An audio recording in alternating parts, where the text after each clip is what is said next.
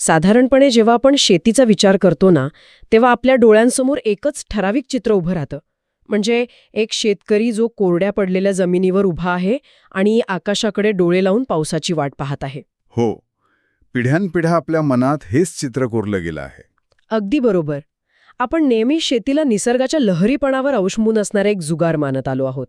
आपल्याला कायम असं वाटतं की शेतीत कोणतंही नियंत्रण आपल्या हातात नसतं. जे काही द्यायचंय ते निसर्गच देईल आणि जे हिरावून घ्यायचंय ते निसर्गच घेईल. हे खूप प्राचीन आणि खरं तर थोडं हतबल वाटणारं असं चित्र आहे. अगदी खरंय. आणि कसं आहे, याच मानसिकतेमुळे शेती हा व्यवसाय न राहता केवळ एक जगण्याची धडपड बनून राहिलीय. पण आजच्या आपल्या या सखोल चर्चेत आपण ज्या विषयावर बोलणार आहोत तो या हतबलतेला थेट आव्हान देणारा आहे. नक्की. कारण जेव्हा आपण माहिती, योग्य व्यवस्थापन आणि तंत्रज्ञानाचा प्रभावी वापर करतो, तेव्हा ती हतबलता मुळापासून संपुष्टात येते. पारंपरिक शेतीला एका व्यावसायिक आणि शाश्वत मॉडेलमध्ये बदलण्याचं हेच पहिलं आणि सर्वात महत्त्वाचं पाऊल आहे. म्हणूनच मला एक वेगळीच कल्पना मांडावीशी वाटते. समजा आपण हे जुनं चित्र थोडं बदललं तर, म्हणजे त्या शेतकऱ्याच्या हातात केवळ नांगर नसून एक संपूर्ण नियंत्रण कक्ष किंवा कमांड सेंटर आहे असं आपण मानलं तर. अच्छा, म्हणजे तंत्रज्ञानाची जोड. हो, त्याची शेती ही केवळ ढगांकडे पाहून चालणारी नसून एका अचूक माहितीवर आणि डेटा पॉइंट्सवर चालणारी यंत्रणा आहे. हीच संकल्पना आज प्रत्यक्षात उतरवण्याचं काम पुण्यातील माने लाईव्हस्टॉक फार्मिंग प्रायव्हेट लिमिटेड ही कंपनी करत आहे. बरोबर. आणि आजच्या या सखोल चर्चेत आपण याच कंपनीच्या प्रवासाचा वेध घेणार आहोत. एक कन्सल्टिंग कंपनी भारतीय शेतकऱ्यांना खऱ्या अर्थाने स्वयंपूर्ण बनवण्यासाठी ज्ञानातील आणि संसाधनांमधील दरी कशी भरून काढत आहे याचा आपण आज सविस्तर वेध घेणार आहोत. नक्कीच. पण या चर्चेचा पाया रचताना मला एक गोष्ट प्रामुख्याने सांगावीशी वाटते की ही चर्चा केवळ शेती किंवा पशुपालनापुरती मर्यादित नाहीये. मग याचा आवाका किती मोठा आहे? हा एक संपूर्ण ग्रामीण अर्थव्यवस्थेच्या सक्षमीकरणाचा विषय आहे. पारंपरिक शेतकऱ्याला एका आधुनिक उद्योजकात रूपांतरित करण्याची ही प्रक्रिया आहे. कारण जेव्हा एक शेतकरी आर्थिकदृष्ट्या सक्षम होतो ना, तेव्हा केवळ त्याचे घर सुधारत नाही, तर संपूर्ण गाव आणि पर्यायाने देशाची अर्थव्यवस्था मजबूत होते. हे खूप छान मुद्दा मांडलात आपण. हे समजून घेण्यासाठी आपल्याला या कंपनीच्या मुळाशी जावं लागेल. कारण कोणतीही कंपनी आज ज्या शिखरावर आहे तिथे ती काही एका रात्रीत पोहोचत नाही. हो, त्यांचाही एक प्रवास आहेच. हो ना. माने लाईव्हस्टॉकची अधिकृत नोंदणी 1 ऑक्टोबर 2019 रोजी प्रायव्हेट लिमिटेड कंपनी म्हणून झाली असली तरी त्यांचा पाया 2016 सालापासूनच रचला जात होता. पुणे जिल्ह्यातील खडकवासला येथे मुख्यालय असलेल्या या कंपनीने सुरुवातीला थेट पशुधनाच्या व्यापारात प्रत्यक्ष अनुभव मिळवण्यास सुरुवात केली. आणि इथे मला सर्वात रंजक वाटणारी गोष्ट म्हणजे या कंपनीचे नेतृत्व. त्यांचे सीईओ लक्ष्मण माने हे केवळ एक व्यावसायिक नाहीत, तर ते एक प्रमाणित कृषी अर्थशास्त्रज्ञ आणि बिझनेस कन्सल्टंट आहेत. त्यांना या क्षेत्राचा 10 वर्षांहून अधिक गाढा अनुभव आहे. ही खूप मोठी जमेची बाजू आहे. अगदी. आता बघा, ही काही हजारो कर्मचारी असलेली महाकाय कॉर्पोरेट कंपनी नाहीये. त्यांचे केवळ 31 ते 50 कर्मचारी आहेत आणि वार्षिक उलाढाल अंदाजे 50 लाखांपासून 2.5 कोटींच्या घरात आहे. बरोबर. पण आपण जर हे थोडं उलगडून पाहिलं तर त्यांचा दृष्टिकोन एखाद्या स्टार्टअप मेंटर सारखा वाटतो.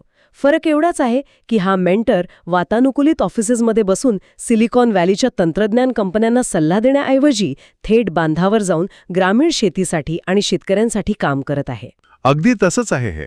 आणि इथे सर्वात आकर्षक गोष्ट म्हणजे एक कृषी अर्थशास्त्रज्ञ जेव्हा एखाद्या कंपनीचे नेतृत्व करतो तेव्हा त्याचा विचार करण्याचा दृष्टिकोन पूर्णपणे वेगळा असतो. तो कसा काय? म्हणजे ते केवळ पिकाच्या उत्पादनाकडे किंवा जनावरांच्या वाढीकडे पाहत नाहीत. ते संपूर्ण पुरवठा साखळी आणि त्यामागच्या अर्थशास्त्राकडे पाहतात. बऱ्याचदा कृषी क्षेत्रातील कंपन्या केवळ बियाणे, खते किंवा पशुखाद्य विकून मोकळ्या होतात. हो, त्यांचा उद्देश फक्त आपला माल खपवणे हाच असतो. बरोबर. पण इथे तसं नाहीये. त्यांचा उद्देश शाश्वत पद्धती आणि बाजारातील थेट प्रवेश यातून ग्रामीण समुदायांना सक्षम करण्याचा आहे. निरोगी पशुधन वाढवणे, ग्राहकांचे समाधान करणे आणि शेतीशी संबंधित सर्व गरजांसाठी एक वन स्टॉप डेस्टिनेशन बनणे हे त्यांचे मुख्य उद्दिष्ट आहे. म्हणूनच ते स्वतःला केवळ व्यापारी न म्हणता कन्सल्टंट आणि प्रोजेक्ट डेव्हलपर मानतात. आता हा वन स्टॉप डेस्टिनेशन हा शब्द ऐकायला खूप छान वाटतो, पण जर मी एक सामान्य शेतकरी असेल आणि मी त्यांच्या ऑफिसमध्ये गेले, तर ते प्रत्यक्ष जमिनीवर मला कोणत्या सेवा देतात? कारण त्यांची यादी खरोखरच थक्क करणारी आणि प्रचंड वैविध्यपूर्ण आहे. हो, त्यांची व्याप्ती मोठी आहे. पशुपालन क्षेत्रात ते मेंढी, डुक्कर आणि ससा पालनासाठी मार्गदर्शन करतात. शेळीपालनामध्ये ते उस्मानाबादी, सिरोही आणि तोतापरी यांसारख्या विशिष्ट जातींवर लक्ष केंद्रित करतात. पोल्ट्रीच्या बाबतीत नुसत्या कोंबड्या पाळणे नाही, तर ते थेट प्रोजेक्ट रिपोर्ट बनवून देतात.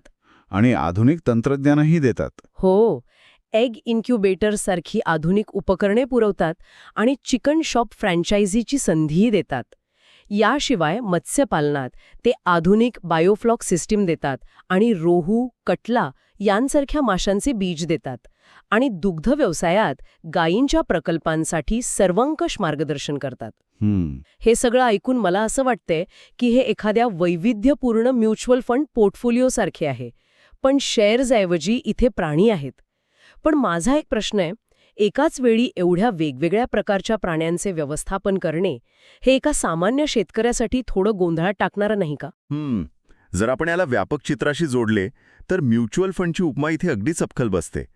जसे म्युच्युअल फंडमध्ये आपण आपली गुंतवणूक वेगवेगळ्या शेअर्समध्ये विभागून आपली जोखीम कमी करतो, अगदी तसेच शेतीत एकाच पिकावर किंवा एकाच व्यवसायावर अवलंबून राहणे अत्यंत धोकादायक असू शकते. हां, म्हणजे पावसाने ओढ दिली तर? अगदी बरोबर. समजा एखाद्या वर्षी पावसाने ओढ दिली किंवा एखाद्या विशिष्ट पिकाला बाजारात भाव मिळाला नाही, तर एकाच पिकावर अवलंबून असलेला शेतकरी पूर्णपणे उद्ध्वस्त होऊ शकतो. अशावेळी उत्पन्नाचे एकापेक्षा जास्त मार्ग असणे ही काळाची गरज असते. बरोबर. जर पोल्ट्रीच्या व्यवसायात मंदी असेल तर मत्स्यपालन किंवा शेळीपालनातून मिळणारा नफा शेतकऱ्याला सावरू शकतो. पण तरीही या सर्व गोष्टी एकाच वेळी सांभाळायच्या कशा? ते ओझं नाही का वाटणार? सुरू होते ते शेतकऱ्याला हे सर्व एकाच वेळी आणि स्वतःच्या जीवावर करायला सांगत नाहीत. ते प्रत्येक व्यवसायासाठी सखोल प्रशिक्षण देतात.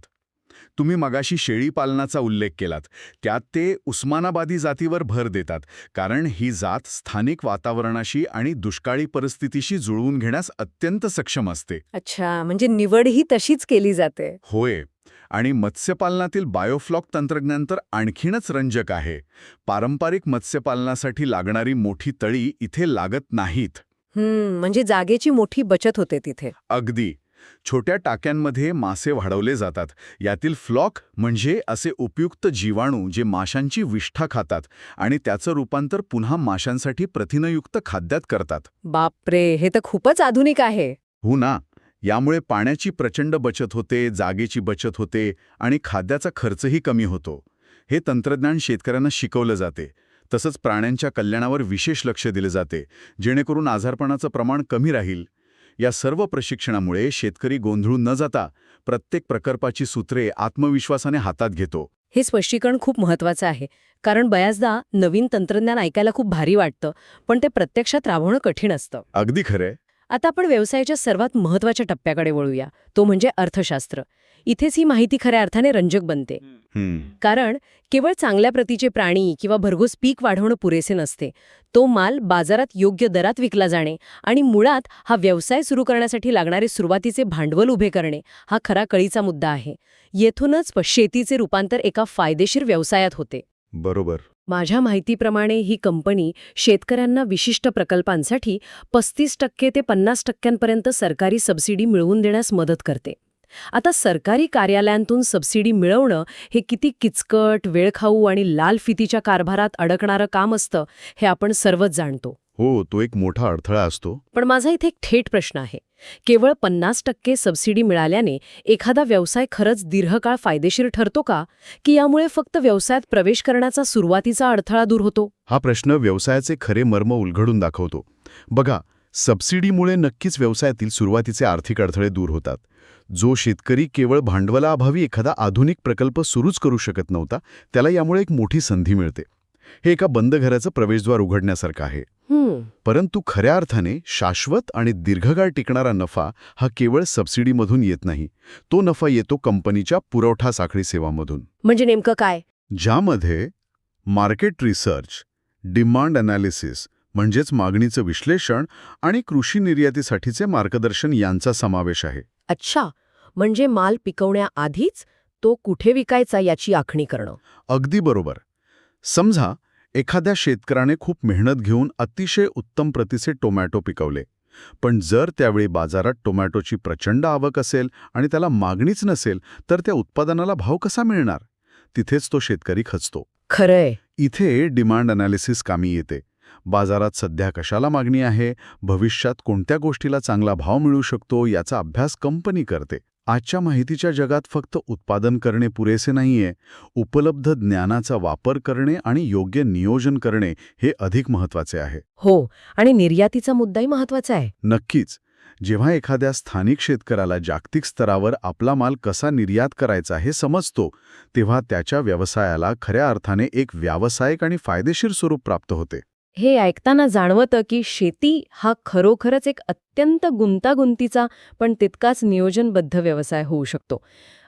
आता जेव्हा आपण शाश्वत किंवा टिकणारा असा शब्द वापरतो, तेव्हा व्यवसायाच्या आर्थिक बाजूकडून आपण थेट पर्यावरणाच्या आणि तंत्रज्ञानाच्या बाजूकडे वळतो. हो, शाश्वतता खूप महत्त्वाची आहे. कारण व्यवसाय आज आर्थिकदृष्ट्या फायदेशीर ठरला तरी तो भविष्यात अनेक पिढ्यांसाठी टिकवून ठेवण्यासाठी जमिनीचे आरोग्य राखणे आणि नवीन तंत्रज्ञानाचा अवलंब करणे अपरिहार्य आहे. माने लाईव्हस्टॉक या बाबतीत ॲग्रोनॉमी म्हणजेच मातीचे व्यवस्थापन आणि पीक उत्पादनाला खूप महत्त्व देते असं दिसतंय. होय. यामध्ये जमिनीचे आरोग्य, पोषक तत्वांचे व्यवस्थापन, पिकांची फेरपालट आणि कव्हर क्रॉप्स यांसारख्या पद्धतींचा समावेश आहे. तसेच ते शाश्वत मशागत, आधुनिक सिंचन प्रणाली आणि कीड व रोग व्यवस्थापन यावरही मार्गदर्शन करतात. इथे पिकांची फेरपालट आणि कव्हर क्रॉप्स या संकल्पना समजून घेणं खूप गरजेचं आहे. वर्षानुवर्षे एकाच जमिनीत एकच पीक घेतल्याने मातीतील विशिष्ट पोषक घटक नष्ट होतात आणि जमीन नापीक बनते. पोत खराब होतो. बरोबर. पिकांची फेरपालट केल्याने जमिनीचा पोत सुधारतो. आणि कव्हर क्रॉप्स म्हणजे अशी पिके जी केवळ विकण्यासाठी नव्हे तर जमिनीचं संरक्षण करण्यासाठी आणि हवेतील नत्र जमिनीत शोषून घेण्यासाठी लावली जातात. अच्छा, म्हणजे जमिनीला एक प्रकारचं नैसर्गिक खत मिळतं. अगदी तसंच. यामुळे जमिनीची धूप थांबते आणि तिला नैसर्गिकरित्या विश्रांती मिळते. याशिवाय हॉर्टिकल्चरमध्ये पारंपरिक लागवड पद्धतींसोबतच सेंद्रिय शेतीकडे कंपनीचा कल आहे, ज्यातून घातक रसायनांचा वापर कमी होतो. आणि या सगळ्या नैसर्गिक आणि सेंद्रिय पद्धतींच्या जोडीला येते ते अत्यंत प्रगत तंत्रज्ञान. स्मार्ट फार्मिंगसाठी कृत्रिम बुद्धिमत्ता म्हणजेच AI आणि इंटरनेट ऑफ थिंग्स म्हणजेच IoT चा शोध घेणे, तसेच स्वयंचलित इन्क्युबेटर्सचा वापर करणे हे त्यांच्या भविष्यातील योजनांचे मुख्य भाग आहेत. हो, हा संगम खूप आगळावेगळा आहे. तर या सगळ्याचा नेमका अर्थ काय होतो? एकीकडे सेंद्रिय शेती, मातीचे आरोग्य यांसारख्या पूर्णपणे नैसर्गिक गोष्टी आणि दुसरीकडे चक्क कृत्रिम बुद्धिमत्ता. शेतीत AIचा वापर करणे म्हणजे बैलगाडीला थेट अंतराळ यानाचे इंजिन लावल्यासारखं वाटत नाही का? हा, हे खूप छान उदाहरण आहे. पण खरंच, एका स्थानिक शेतकऱ्याला जो आजवर फक्त पावसाळ्याच्या अंदाजावर शेती करत आला आहे, त्याला या IoT किंवा AIचा प्रत्यक्ष बांधावर काय फायदा होतो? हा एक अत्यंत महत्त्वाचा प्रश्न निर्माण करतो. अनेकांना असे वाटते की कृत्रिम बुद्धिमत्ता आणि आधुनिक तंत्रज्ञान हे पारंपरिक शेतकऱ्याला शेतीतून हद्दपार करण्यासाठी आले आहेत. पण वस्तुस्थिती याच्या अगदी उलट आहे. हे तंत्रज्ञान शेतकऱ्याला सक्षम करण्यासाठी आणि त्याला अचूक माहिती देण्यासाठी आहे. तुम्ही जी बैलगाडी आणि अंतराळ यानाची उपमा दिलीत ती मजेशीर असली तरी इथे आपण बैलगाडीला इंजिन न लावता थेट आधुनिक वाहनच शेतकऱ्याला देत आहोत. उदाहरणार्थ IoT सेन्सर्सचा विचार करूया. होते कसे काम करतात? छोटेसे सेन्सर्स थेट मातीत लावले जातात. ते मातीतील ओलावा, तापमान आणि पोषक तत्वांची पातळी मोजतात आणि ती माहिती थेट शेतकऱ्याच्या मोबाईलवर पाठवतात. यामुळे शेतकऱ्याला अचूक समजते की पिकाला पाण्याची गरज आता आहे की उद्या. यामुळे पाण्याचा आणि खतांचा प्रचंड अपव्यय टळतो. म्हणजे शेतकरी रात्री झोपलेला असतानाही त्याचा मोबाईल त्याला सांगेल की आता शेतात पाणी सोडण्याची गरज आहे. हे तर अद्भुत आहे. होय, आणि AIच्या मदतीने हवामानाचा अचूक अंदाज घेऊन कीड आणि रोगांचे व्यवस्थापन आधीच करता येते. जर AIने हवामानाच्या डेटावरून अंदाज लावला की पुढील 2 दिवसात विशिष्ट कीड येण्याची शक्यता आहे, तर शेतकरी आधीच सावध होऊ शकतो. म्हणजे नुकसान होण्याआधीच उपाययोजना. अगदी. आता तुम्ही जो सेंद्रिय शेती आणि स्मार्ट फार्मिंगचा परस्पर संबंध विचारलात तो खूप रंजक आहे. सेंद्रिय शेती करताना रसायनांचा वापर टाळायचा असतो. त्यामुळे पिकांवर अत्यंत बारकाईने लक्ष ठेवणे अधिक गरजेचे असते. कारण एकदा रोग आला की रासायनिक फवारणीचा पर्याय तिथे नसतो. बरोबर, तिथेच रिस्क वाढते. तिथेच हे स्मार्ट फार्मिंगचं तंत्रज्ञान कामी येते. ते अचूकता देते. स्मार्ट फार्मिंगची अचूकता आणि सेंद्रिय शेतीची शुद्धता जेव्हा एकत्र येतात तेव्हाच खऱ्या अर्थाने जमिनीची दीर्घकालीन उत्पादन क्षमता वाढते. तंत्रज्ञान आणि निसर्ग इथे एकमेकांच्या विरोधात न जाता एकमेकांना पूरक म्हणून काम करतात. हे खरंच खूप आशादायी चित्र आहे. आपण आजच्या या सखोल चर्चेच्या अगदी शेवटच्या टप्प्यात आलो आहोत. आपण जर थोडक्यात या संपूर्ण प्रवासाचा सारांश पाहायचा म्हटला तर 2016 पशुधनाच्या व्यापारातील सुरुवातीच्या अनुभवापासून ते आज थेट AI आणि IoTवर आधारित स्मार्ट फार्मिंगपर्यंतचा माने लाईफस्टॉकचा प्रवास खरोखरच थक्क करणारा आहे. नक्कीच. एकीकडे ते शेळीपालन, कुक्कुटपालन आणि बायोफ्लॉकसारख्या आधुनिक मत्स्यपालनातून शेतकऱ्यांच्या उत्पन्नाचे अनेक मार्ग खुले करत आहेत. तर दुसरीकडे 50% सबसिडी मिळवून देणे, मार्केट रिसर्च करणे आणि सेंद्रिय शेतीचे सखोल मार्गदर्शन करून त्यांना एक भक्कम व्यावसायिक पाया देत आहेत. भारतीय शेतकऱ्यांसाठी ज्ञानाची आणि तंत्रज्ञानाची दरी सांधण्याचे हे कार्य खूप महत्त्वाचे आहे. अगदी तंतोतंत.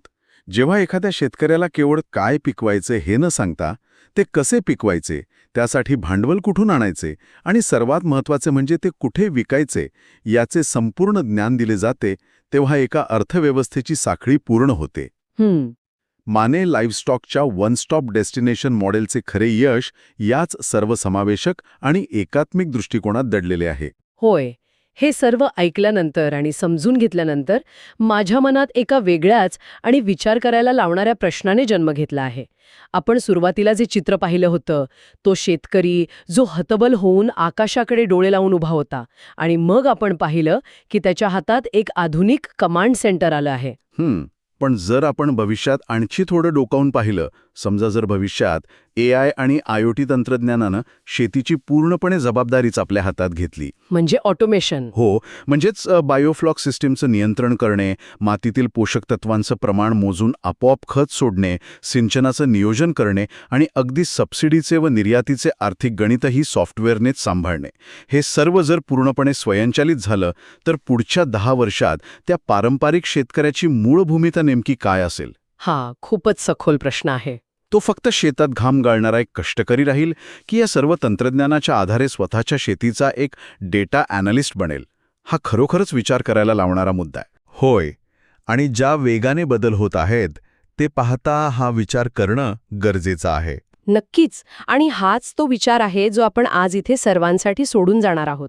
आपल्या आजूबाजूला आणि विशेषतः आपल्या ताटात येणाऱ्या अन्नामागे होत असलेल्या या प्रचंड बदलांकडे आपण सर्वांनीच अधिक लक्षपूर्वक पाहायला हवे. यावर नक्की विचार करा. आपण पुन्हा भेटूया अशाच एका नवीन, माहितीपूर्ण आणि रंजक विषयावर सखोल चर्चा करण्यासाठी. तोपर्यंत नवीन गोष्टी शिकत रहा आणि ज्ञानाचा शोध घेत रहा.